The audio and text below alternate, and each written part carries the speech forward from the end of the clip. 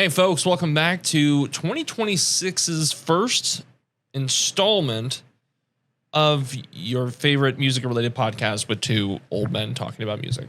Hell yeah. That's right. It's the Vinyl Vault. I'm Tony. New Parker, obviously. We're trying to bring a new energy in 2026. Hell yeah. 2 times, baby. And we wanted to start this We wanted to start this year off with an album that is, to me, very interesting. Mm. It's one of those albums that has the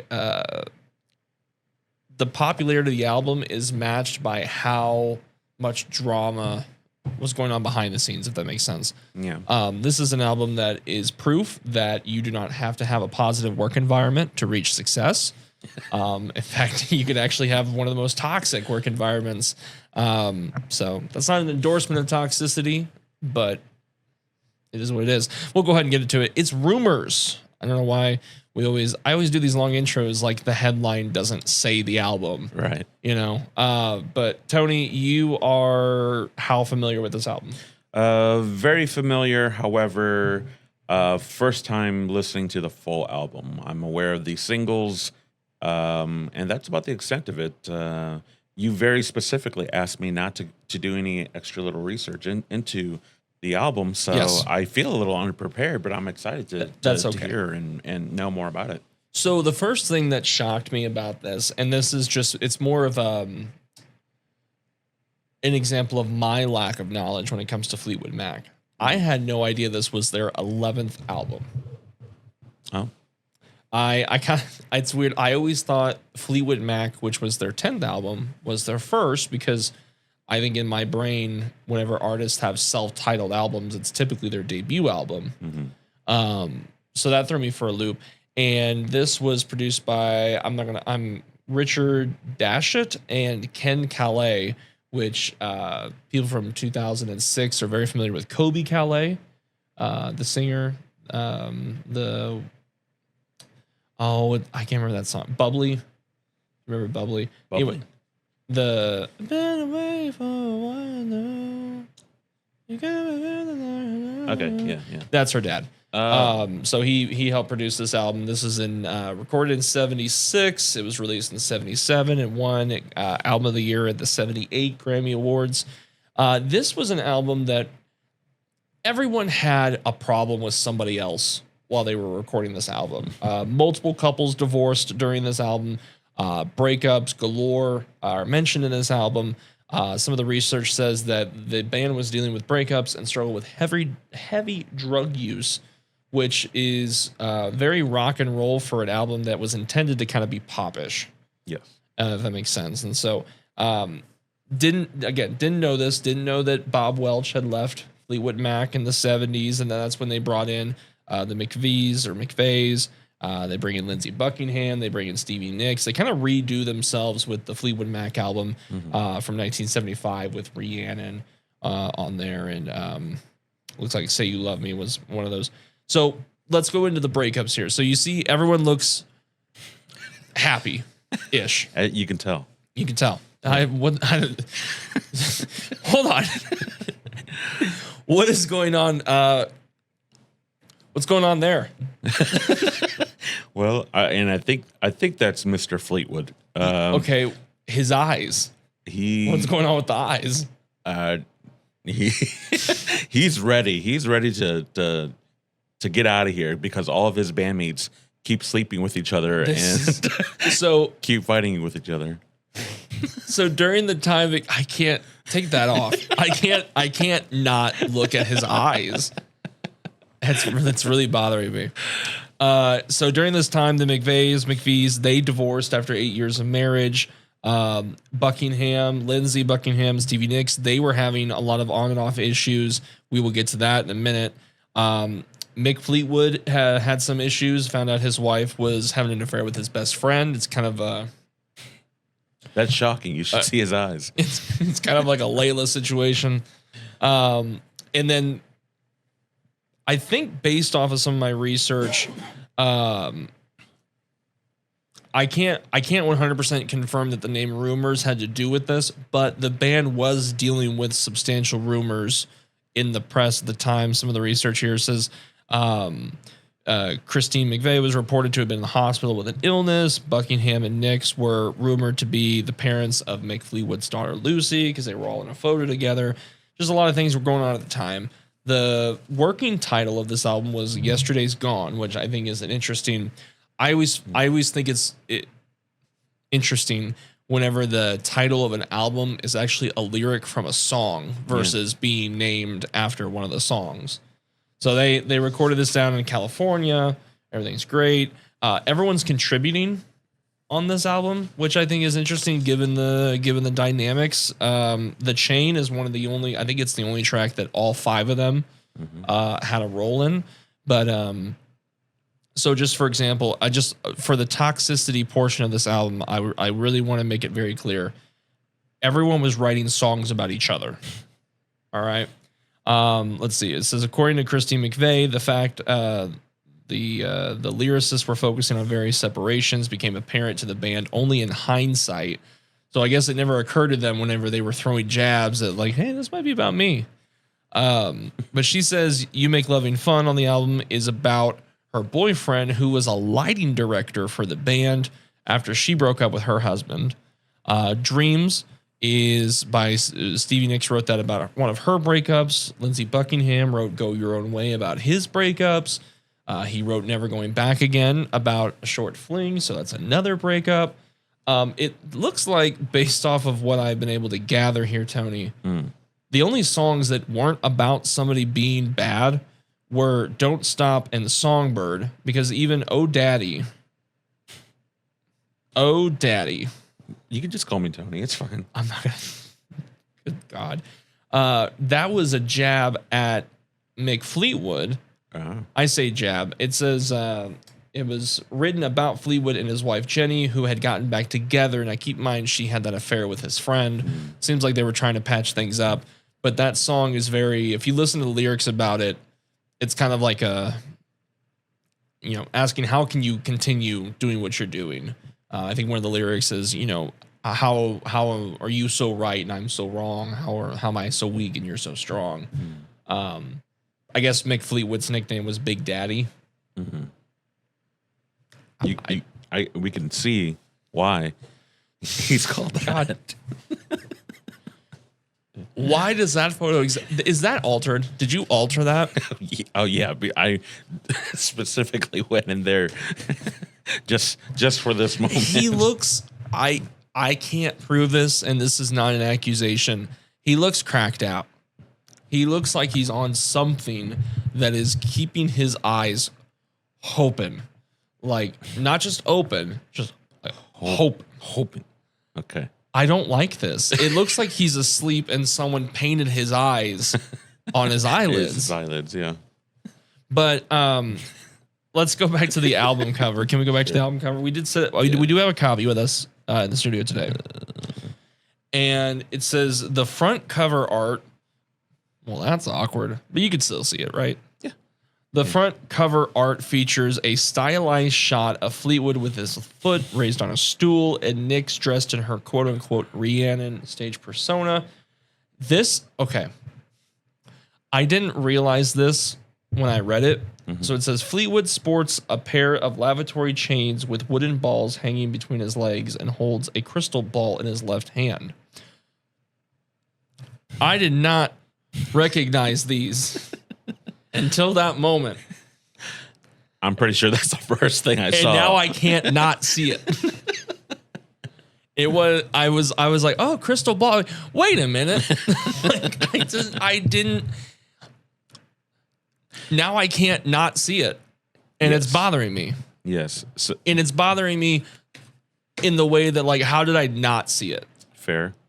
Yeah. I feel like that's, but I know I rushed through that. I should have taken more time to detail a lot of this. But yeah, this was an album that was rooted in breakup. It was rooted in drama, and I think the fact that this band was even it's let's see, where I have all these notes, and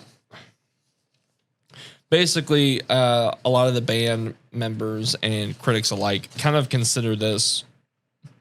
I think it's pretty universal. This is Fleetwood Mac's best album. Oh yeah. And so I think it's interesting that you have all of these things going on behind closed doors, but yet they were still able to come together and make this album, even if, and we'll get to it in a little bit, even if it was at the expense of the other band member. Yeah. But Tony, you had mentioned that I know that you know some of these songs, but this was kind of your first time making yourself listen to the entire album. What did you think? Yeah, I guess more recently becoming a bigger fan of Stevie Nicks and kind of going backwards a little bit from the previous albums that we had reviewed and stuff. I was like, okay, like now I'm kind of excited to really hear, where she came from before she went solo and everything. And I know I've seen several guitar videos of Lindsey Buckingham just performing a bunch of stuff, and I was like, wow, he's like amazing. And just more appreciation of the singles that I had heard before, and just diving a little bit deeper into it and really listening to the rest of the album. That being said, I mean, spoiler for whenever we talk about our favorite songs, I still stick with the singles as like my favorites. Well, she has such an iconic voice too. Yeah. But that being said, like I don't think there was any songs that I like didn't like by any means. It's just one of those where I think as I probably listen to it more and more often, that it'll just grow on me even more so. But it was already pretty high up there. But I do have the feeling that this album was a little bit more popular due to the controversy, because like whenever I heard about the band Fleetwood Mac, it was all about the quote rumors of their love triangles and breakups and this and that seemingly was what more people were talking about than the actual music. The controversy had a hand in the commercial success. Yeah, I think that's a part of it. But I mean, they're all really, really amazing musicians. So listening to it, I'm glad that it wasn't just the controversies, that they are fully capable, very, very capable. And I love especially the vocal harmonies in this album. I really, really love and appreciate that. Again, Lindsey Buckingham's like guitar work on here is a lot of fun, and especially in him writing "Go Your Own Way." I just love that riff. So yeah. It should also be noted that Gold Dust Woman was inspired by the city of Los Angeles. And the notes here say, in the hardship encountered in such a city, after struggling with the rock lifestyle, Nix became addicted to cocaine. The lyrics addressed her belief in keeping going.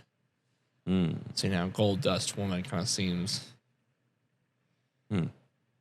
I like that song on this album. But Stevie. Does the album to you kind of feel like it has a theme, or does it kind of feel like there's just a bunch of songs put together on an album? In terms of musicality, I feel like it's a little everywhere. Especially when you hear, I think it's maybe Never Going Back Again. That's the acoustic one. Yeah, where it seems there's songs in here. When you listen to like The Chain, it's very driving and like groovy, and then you get this weird like extra folky kind of a sound, and like I don't know, it's jarring, but it's still interesting in terms of the music, but it definitely feels like instrument wise that it's kind of all over the place. But then knowing that almost every song is about love or a breakup or just relationships in general, or everything like that, there is some connection to it all. So, and I know you like the guitar work. I do like the guitar work, yes. So that being said, Yeah, I think I can because this is pretty much the only Fleetwood Mac album I've heard completely through. You know, I don't know if this is just like, oh, they do this every album. You know, that there's always just mixture of genres. You know, that they do. So it's hard to say, and maybe you'll have a better idea. I mean, is this the only Fleetwood Mac album that you have? I like it's the only one that I have. But I do listen to the self-titled album every once in a while because it has Rhiannon and other hits. But I want to tell you one story before we get into the most important part of this podcast. Yeah. I get triggered whenever I hear "Go Your Own Way." Okay. And I don't use I know that the word trigger in society, you know, you have one group that very much values that word and has an importance with it. And then you have one group that almost kind of like mocks it. And I don't mean triggered as in like I get an anxiety attack. It kind of takes me back to a moment that I look on now with hilarity, but in the moment was absolutely miserable. So when I was in college, I was in the Pride Drumline, Missouri State Pride Band, and we had some gig. I don't know where we were. I think we were in Branson, but I don't remember like which theater we were at. I don't know who we were doing this with. All I remember is that Members Only was playing this like charity fashion show. And at the very end of the show, they were going to play Go Your Own Way. And then like 2/3 into the song, we would bust through the Doors drum line to like add like an extra flair. Sounds great on paper. Mm-hmm. Well, the show didn't start till like 7, but they got us down there like 8 hours before this show. Okay.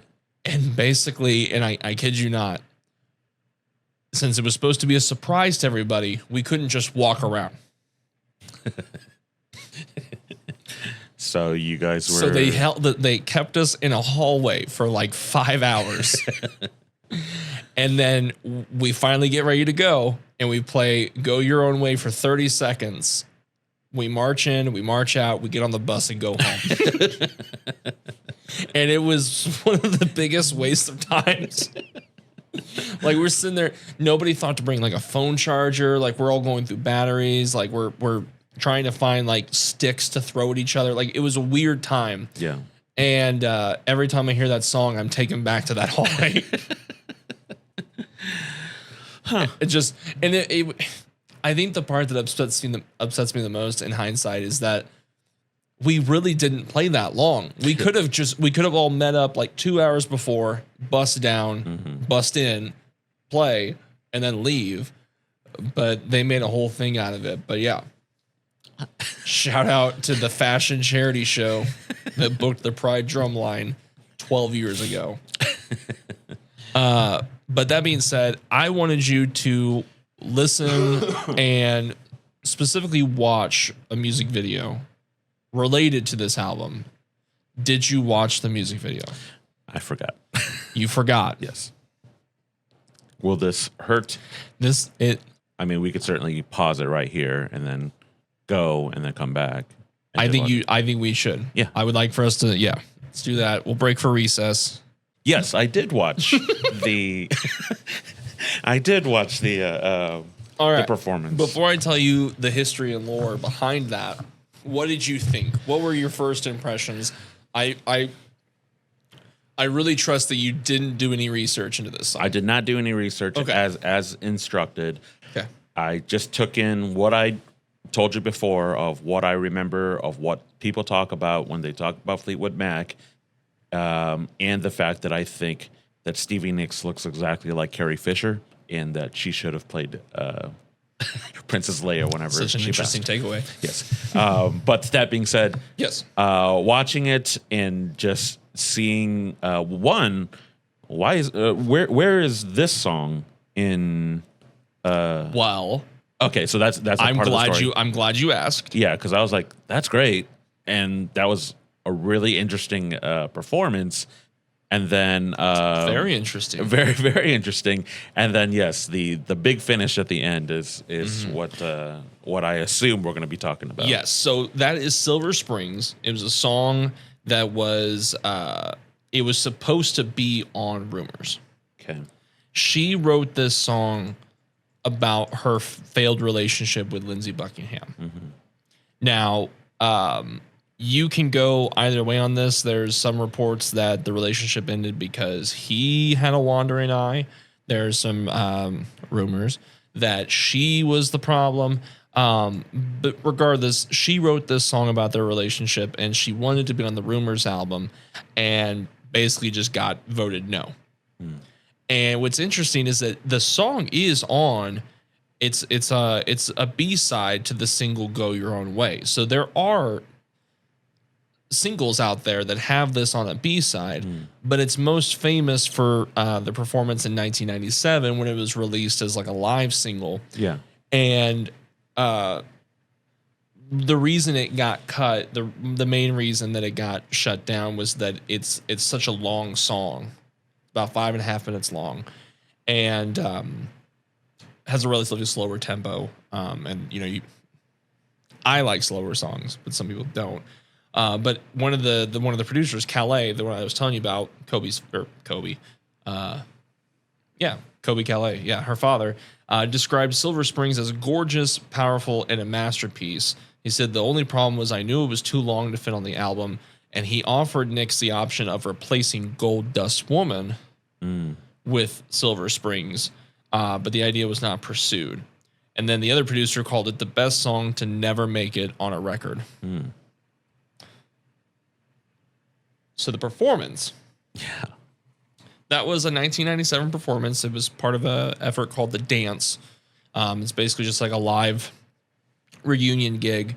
And if you watch the video, you notice it feels very personal. Yes. You hear this song about, you know, this woman singing, because Silver Springs, I think it's, so the quote from Stevie Nicks says, "I wrote Silver Springs about Lindsay. We were in Maryland driving under a freeway sign that said Silver Springs, and I love that name. It sounded like a fabulous place." And so, you know, kind of dreaming about, you know, having a happy relationship and everything like that. And obviously it didn't work out. And you can tell by some of the lyrics, the one that I think gives me goosebumps. I got goosebumps when we were, but not watching that. When it says, Nix ripped the mic, turned towards her ex-lover with every semblance of smoldering anger, particularly on the lines, quote, "You'll never get away from the sound of a woman that loved you." So they're having this moment, right? And, you know, the band or the audience is probably like, okay, like obviously they had a relationship, you know, it didn't work out. But like this woman is staring a hole through Lindsey Buckingham. And the funniest part of this to me is they're staring at each other, and he just has to act like he's not playing the best he's ever played, a song about how he's not a good guy. And so it's one of those like moments in time that like it just I think if you just blindly watched the video, you'd be like, oh, they seem to have some chemistry. No, I don't. I think they hate each other, or at least they did. And so I think it was a very subtle way to really get under Lindsay's skin. But I don't think it was subtle at all. well, in a quote from Stevie Nicks, she said, "I wanted people to stand back and really watch and understand what the relationship was." Yeah. And so I agree with the producer. I think that Silver Springs was one of the best songs that was made for an album that didn't make it on the album. Yeah. And there were some reports that the Silver Springs debacle is what led to her leaving. I can't confirm that. I don't know her. Yeah. But I think you can't talk about Rumours and not talk about Silver Springs. I feel like that's one of those like missing pieces to the puzzle. And I think that I think they made the right decision to not put it on the album. And like looking back in hindsight's 2020. Sure. I think that if the I can't even imagine what the world would look like if they had included it. You know, it's not like a butterfly effect. You know, we wouldn't have flying cars. But it's one of those things where like that song is a perfect, you know, encapsulation of her emotions. Yeah. And then to be able to, spill those finally, because this song, it was on a B-side for a single, but you cannot find this song on any streaming app unless you go to the dance album itself or like her greatest hits. And I think some like special editions of this album have like early demos, but there was a reason it wasn't released. Gotcha. But yeah. I mean, watching it, I mean, I figured that was what I was about to see. Again, because knowing the rumors that I had heard of the band, that it was going to be, but at the same time, I'm like, all right, how extreme is this going to go? Like, am I going to see a fight at the end of this? Yeah. But at the same time, being in a band, and I wonder how many times that they've performed this before, and so on and so forth, that they don't have it kind of locked down in terms of like, this is how we do this performance every single time, kind of a thing. Well, one of the funniest parts about doing my research into this, whenever they rehearsed it for the live performance, she didn't turn. So she was ready for it. So the part where she like stares into his soul, kind of Ghost Rider style. Yeah. He wasn't ready for it. Yeah, like I think if you watch Buckingham, like he's not paying attention to her, and then he just kind of looks for a second, and then it's like, oh, we're in it now. Okay, like, oh, you want to do some harmonies? Like, yeah, let's do so. Oh, okay, why she's still looking at me? This was his punishment for Holiday Road. He found out long ago. But no, I mean, and just real quick, because I know this has been a longer episode than our normal ones, but obviously the best songs on Rumours are The Chain, Dreams, Don't Stop. I don't talk about Go Your Own Way. But I think a sneaky good one is Gold Dust Woman. Just my opinion. Yeah. I think the worst one is Songbird. And I don't know. Oh, Daddy's Growing on Me. And yeah, I mean, I pretty much agree with you. Yeah. Oh Daddy, I just don't like that title and the lyric Really? in there. You love to let me put my love into you. Yeah, it's just now that I know that what it's. I mean, I originally it's just, did not like Never Going Back Again. I thought it was very cheesy and cheeky. Yeah. But now, whenever I listen to it, I'll be like, like it's very it is catchy. Yeah. But like I'm starting to like it because it's catchy, and I also think Lindsay's vocals on that are better. Fair. Yeah, I mean, I always find that, and again, to me, it's a very like, it's kind of an out of nowhere type of song, but in a way, when you listen to the album, like it has to be there. Like it's so unique that like, okay, you can't, it can't not be in the album, kind of a thing. If only the Beatles allowed every member to contribute to the albums. If only they would do that. I thought it was very cool that just for a moment that The Chain was, at least in my opinion, thinking that everyone was at least on the same board and was actually contributing together and actually writing something together. And just the symbolism of the chain being together and everything like that was just a nice little touch. That regardless of all the different band member changes and struggles and conflicts in between, they can still come together and make the really, really amazing music. And yeah, that's all I gotta say about. So that was the simplified history of Rumours and Silver Springs. Tony, you get the next pick of 2026. Yeah. Do you have anything in your mind? Yeah, I've been thinking about it over the break, and I wanted to go back into a genre that we've dabbled in a few times now, but I feel like we have to go to the biggest one. So this album, working title originally was called Sheep. Okay. And it was very much because they knew that they were going to make a more mainstream album, and the leader, the singer, was like, "Yeah, this is for all the sheep out there." Are you saying sheep or cheap? Sheep. Sheep, as in like. Ah. Okay, I thought you were saying cheap, as No. in like Cheap Trick. No, sheep, as in all the sheeple out there are gonna love this. Okay, And this isn't like Limp Bizkit, is it? the executives are like, "Hey, yeah, how about not? Let's do something else."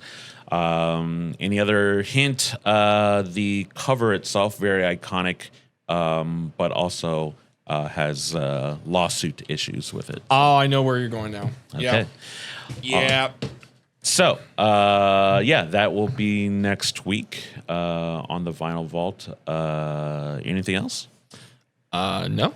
All right. Well, if you guys have any ideas, suggestions, comments, leave some comments, leave some likes. Let us know what's going on. Let us know if Smash that subscribe button.